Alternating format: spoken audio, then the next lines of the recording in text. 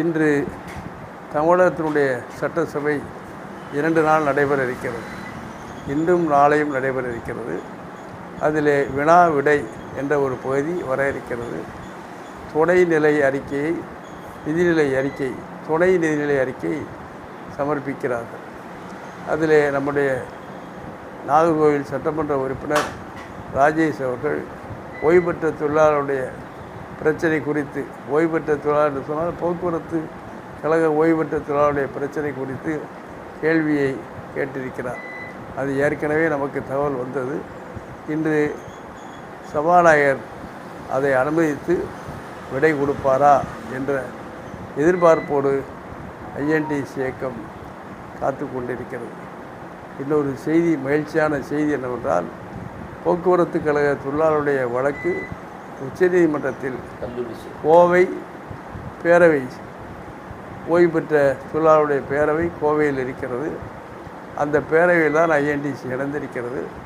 அந்த பேரவை தன்னுடைய உச்சநீதிமன்றத்தில் வழக்கை தொடுத்து இன்று அரசு போட்ட வழக்கை உச்சநீதிமன்றம் தள்ளுபடி செய்துவிட்டது. இன்னும் ஒரு கேஸ் பாக்கி இருக்கிறது. அது பாமா என்கிற ஒரு வக்கீல் போட்ட கேஸ். அவள் யார் என்று சொன்னால், இந்த ஓய்வூதிய நம்பகத்தில் வேலை பார்க்கின்ற ஒரு பெண்மணி. அந்த பெண்மணியின் சார்பில் மறுபடியும் ஒரு வழக்கு இன்னும் தீர்ப்புக்கு வராமல் இருக்கிறது. அந்த தீர்ப்பு வரும் என்று அதுவும் தள்ளுபடியாகிவிடும் என்ற நம்பிக்கை இருக்கிறது. அவள் ஏற்கனவே 3280 கோடி ஓய்வு பெற்ற தொழிலாளர்களுக்கு பணம் கொடுக்க வேண்டும் என்று தாக்கியதை கொடுத்திருக்கிறார்கள். ஆக உயர்நீதிமன்றம் இன்றைக்கு என்ன கேள்வி கேட்கிறது என்று சொன்னால், 2015 வரை கொடுக்க முடிந்த அரசு ஏன் 2015க்கு பிறகு கொடுக்க மறுக்கிறது என்ற கேள்வியையும் நீதிமன்றம் கேட்டிருக்கிறது.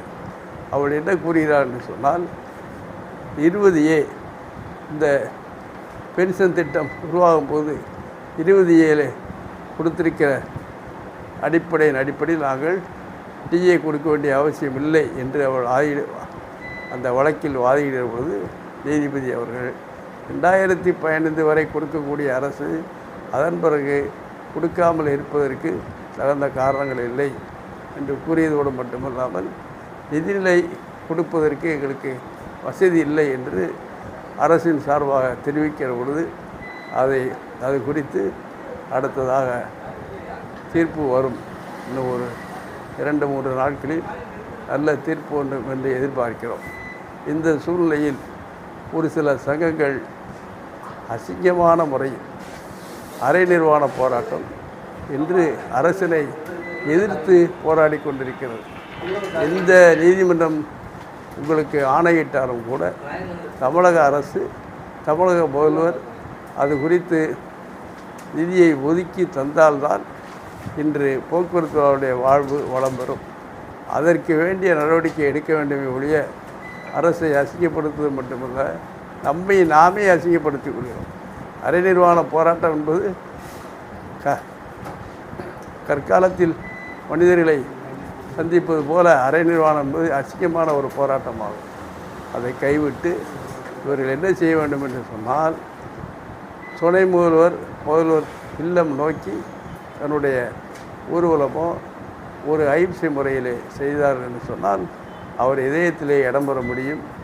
அந்த அடிப்படையில் நாம் பணத்தை பெற முடியும் என்கின்ற உண்மையை தெரிந்து கொண்டு அனைவரும் ஒன்று சேர்ந்து முதல்வர் இல்லம் நோக்கி நடந்து, ஏனென்றால் ஏற்கனவே கோட்டையை நோக்கி போராட்டம் நடத்தி முடித்து விட்டது. ஒரு இல்லம் நோக்கி போராட்டம் என்று அவர் கவனத்தை ஈர்த்தால்தான் இந்த பிரச்சனையை வெற்றி பெற முடியும் என்பதை ஐஎன்டிசி தன்னுடைய கருத்தாக தெரிவிக்கிறது. கோவையில் இயங்கி வருகின்ற பேரவை தான் இப்பொழுது சரியான முறையில் நடவடிக்கை எடுத்து போக்குவரத்து தொழிலாளருடைய பிரச்சனைகளுக்கு வெற்றி கண்டு கொண்டிருக்கிறது. ஆகவே அந்த பேரவை அனைவரும் இணைந்து இந்த பேரவையை வளர்ச்சியடைய செய்ய வேண்டும்.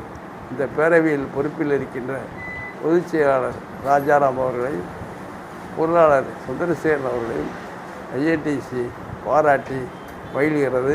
நன்றி, வணக்கம், ஜெய் ஹிந்த்.